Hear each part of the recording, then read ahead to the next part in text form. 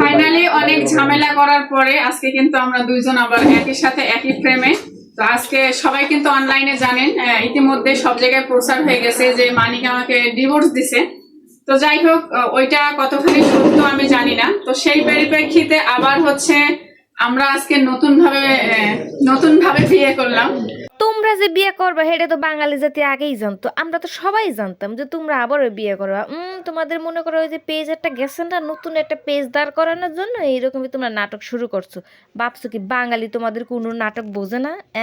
আরে 5 মাসের যে শিশু, হে বাচ্চা লেদা বাচ্চাও জানে যে তোমরা যে নাটক করতেছিলা। দেহ নষ্ট হলো, মন নষ্ট হলো, বিশ্বাস হারালো, মান সম্মান গেল।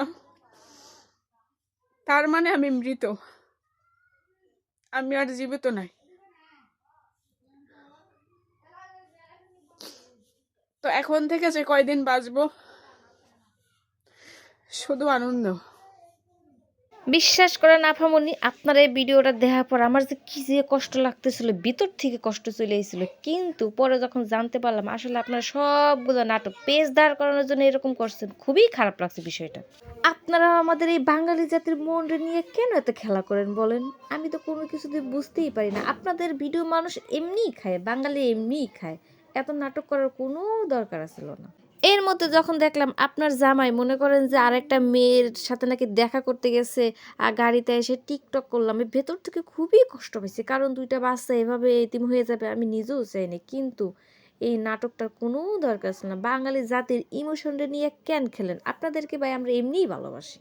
আবারও দেখলাম আপনি নাকি 40 লক্ষ টাকা দিয়ে বিয়ে করছেন। জানি না এই বিয়ে আদৌ সত্যি নাকি মিথ্যে। এর মধ্যে আপনার ননদে আবার দেখলাম যে আইসা লাইভ করছে যে আপনাদের নাকি কোনো ডিভোর্সই হয় না। তো ডিভোর্স না হলে বিয়ে করার দরকার আসছিল কি? এতগুলো কাবিনটা হুদাহুদি কাজী অফিসে টিহা দেওয়ার দরকার আসছিল?